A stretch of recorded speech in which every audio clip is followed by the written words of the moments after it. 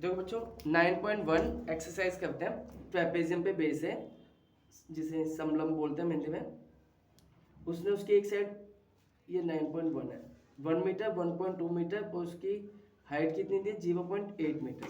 तो हम लिखेंगे समलंब का क्षेत्रफल क्या होता है 1/2 ए प्लस में बी इंटू में एच। बच्चों बात सुनो, 1/2 जो ऊपर वाली जो साइड होती है उसे हम ए बोलते हैं, वो कितनी थी 1, नीचे वाली साइड को बी बोलते हैं। और हाइट आपकी क्या है 0.8, 1.2 इन दोनों को प्लस करोगे 2.2 आ जाएगा, 0.8 इससे से काटेंगे 1.1 आ गया, 1.1 को 0.8 से मल्टीप्लाई करोगे 0.88 मीटर की स्क्वायर आ जाएगा, क्योंकि ए भी हमारा स्क्वायर में आता है। अब इसका सेकंड क्वेश्चन देखो, उसने आपको डायग्राम दे रखा है ये रहा, इस टाइप से। ये आपको 40 दिया, ये आपको 48 दिया, ये आपको 17 दिया, इसको हम x मान लेते हैं।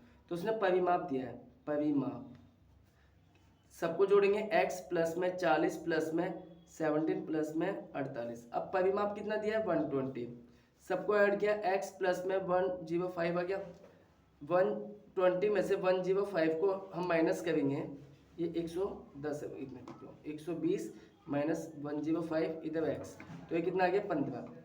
x आपका कितना आ गया 15, तो ये आपका 15 हो गया। अब हम समलंब का क्षेत्रफल निकाल सकते हैं। समलंब का क्षेत्रफल क्या होता है फॉर्मूला 1/2 ए प्लस में बी इंटू में एच, 1/2। ए कितना दिया है 40, बी कितना दिया है 48, एच कितना दिया आपका 15, क्योंकि एच आपने एक्स निकाल लिया।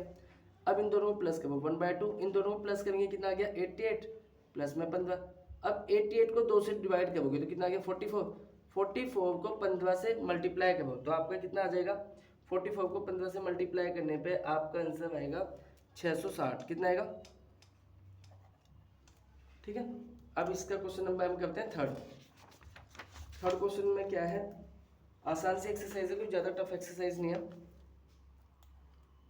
उसने बोला है ए बी सी डी, अच्छा ये थर्ड क्वेश्चन ही कर दिया, अब सेकंड क्वेश्चन देखते हैं हम। सेकंड क्वेश्चन में उसने क्या बोला है, देखो थर्ड क्वेश्चन हम कर चुके हैं, सेकंड में बोला है एक समलंब है जिसका क्षेत्रफल इतना है, ऊंचाई इतनी है, तो पहले समलंब बनाओ। उसने बोला है इसका क्षेत्रफल आपको दे रखा है, ऊंचाई कितनी है 4, और समांतर भुजाओं में से एक की लंबाई कितनी है 10 है, तो दूसरी की भुजा की लंबाई कितनी होगी। तो हम देखते हैं भाई, इसको 10 मान लिया, ये वाली पता नहीं, और आंसर हमें दे रखा है, तो हम लिखेंगे समलंब का क्षेत्रफल कितना आ गया 1/2 ए प्लस में बी इंटू में एच, तो कितना दिया 34, 1/2, ए कितना है आपका x, b कितना है 10 और h कितना है 4, तो इससे इसे काट देंगे 2 गया 34। अब देखो ये इधर x प्लस में 10 बचा और इंटू में 2, क्योंकि 2 से 4 कट गया, इस 2 को नीचे ले आओ, 34/2, इधर कितना आ गया x प्लस में 10, इसको इससे 34 का आधा कितना होता है 17, x प्लस में 10, 10 इधर आ गया, 17 माइनस 10 कितना आ गया x 7, तो आपकी जो ये वाली साइड थी वो कितनी हो गई 10, ठीक है। क्या हो गया आपका आंसर। अब क्वेश्चन नंबर 4 देखो, ये भी आसान सा है लेकिन इसमें थोड़ा सा बच्चों को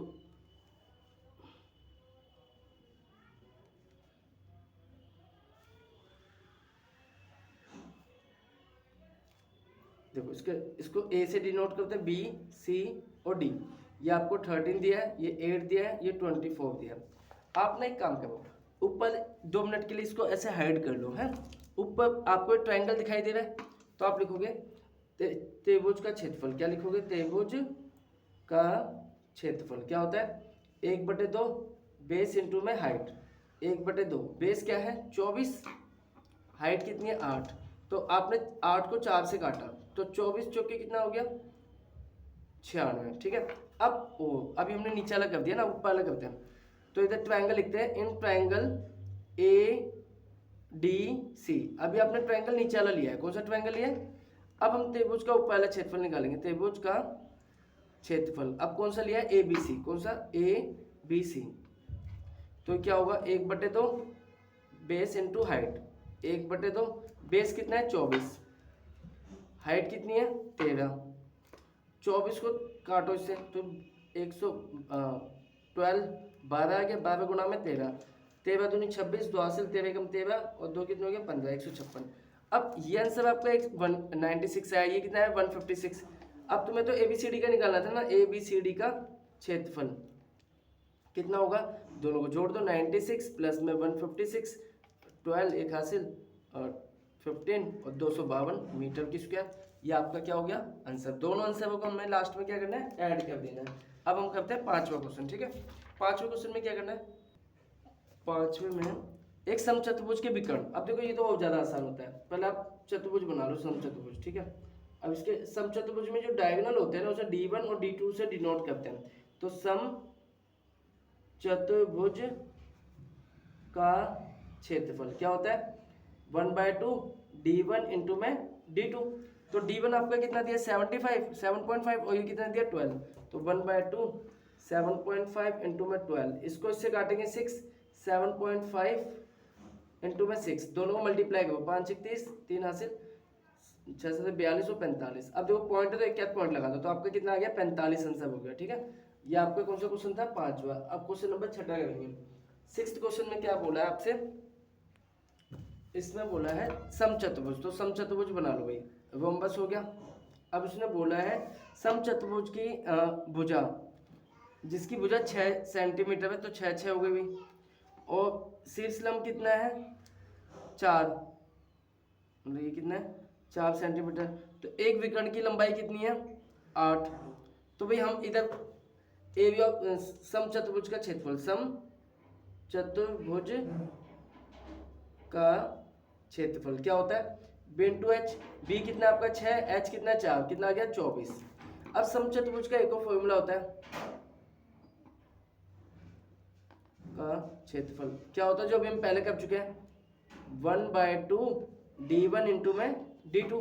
अब एरिया कितना आ गया 24, 1/2 और D1 उसने दे रखा 8, D2 आपको निकालना है। तो ये इससे से काट दो 4, तो 24, इधर क्या बता 4 गुना में D2, 24 बट्टे में 4, D2 कितना आ गया 6। तो दूसरा डायगोनल आपका कितने का हो गया 6 सेंटीमीटर का, क्या हो गया आपका आंसर, ठीक है। अब क्वेश्चन नंबर हम करेंगे 7th।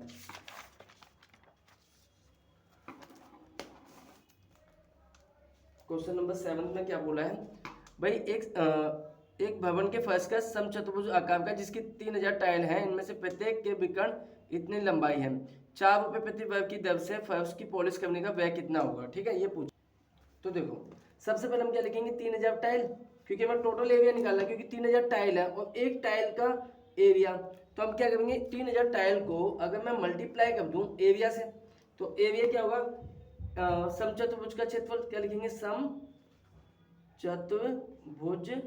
का क्षेत्रफल। अगर मैं मल्टीप्लाई कर दूं टोटल एरिया मिल जाएगा, तो 3000 गुणा में समचतुर्भुज का क्षेत्रफल क्या होता है 1/2 इंटू में क्या होता है b इंटू में h, यही होता है ना। अब सुनो 3000 इंटू में 1/2, आपका बेस कितना दिया है, इधर देखो बिग ओ समचतुर्भुज का तो ये होता है ना D1 इंटू में D2। तो D1 कितना है आपको 45 और D2 कितना होता है 30। इसको इससे काटो, कितने पे गया 15, तो 3000, इन दोनों को मल्टीप्लाई करेंगे तो 15 पंजे 75, 7 15 चुके 60 और ये आ गया। अब इन दोनों को मल्टीप्लाई करो, इन दोनों को मल्टीप्लाई करेंगे कितना आएगा 3 0, और फिर इसके बाद हम क्या लिखेंगे 2025, ये आ गया।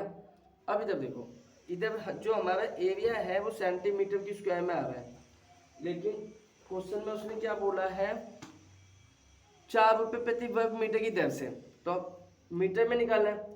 तो अब हमें कॉस्ट निकालनी है, क्या निकालनी है कॉस्ट।